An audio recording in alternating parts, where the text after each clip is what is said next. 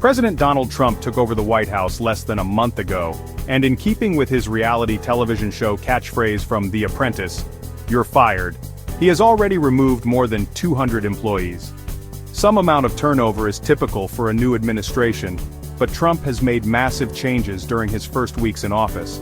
It's like he walked into the White House, looked around at all the meticulously crafted floral arrangements and painstakingly chosen drapes and thought, nope, needs more gold, and also, everyone's fired. Trump's new Republican administration began its reign of terror, efficiency, with a truly bold move. They announced, "Attention everyone, we're offering buyouts. 8 months of pay to leave your job right now."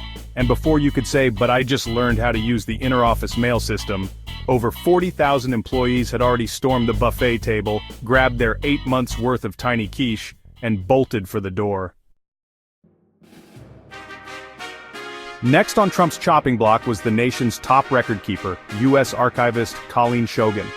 Shogan was in charge of preserving important historical documents like, the Constitution, the Declaration of Independence, that sort of thing. It's not entirely clear why she was let go, but it's possible Trump mistook the National Archives for a really, really boring library and thought, who needs all these dusty old books anyway? We've got Twitter now.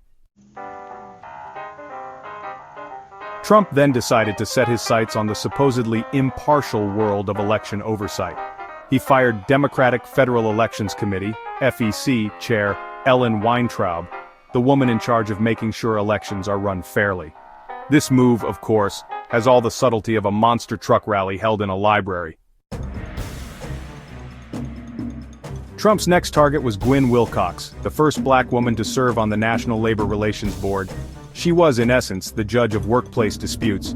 Unfortunately, Trump's definition of by the book seems to be more choose your own adventure, because Wilcox is now suing the administration. Now, some of you might have thought these firings were done with a modicum of decorum behind closed doors with maybe a firm handshake and a box of stale donuts. But you would be wrong. Trump took to his favorite social media platform, Truth Social, to announce the dismissals of several former appointees including Jose Andres, the chef, who had the audacity to back out of a deal to open a restaurant in Trump's hotel after Trump's, shall we say, colorful comments about Mexican immigrants. Jose Andres from the President's Council on Sports, Fitness and Nutrition. "You're fired," Trump wrote, presumably while someone gently reminded him that Andres had actually resigned years ago. Even those who served in Trump's first administration weren't safe. General Mark Milley, the man Trump himself appointed as Joint Chiefs of Staff, was unceremoniously shown the door. But the humiliation didn't stop there.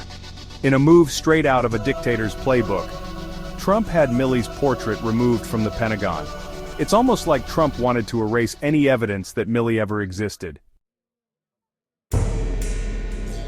Brian Hook, a top envoy to Iran during Trump's first term, also found himself on the unemployment line.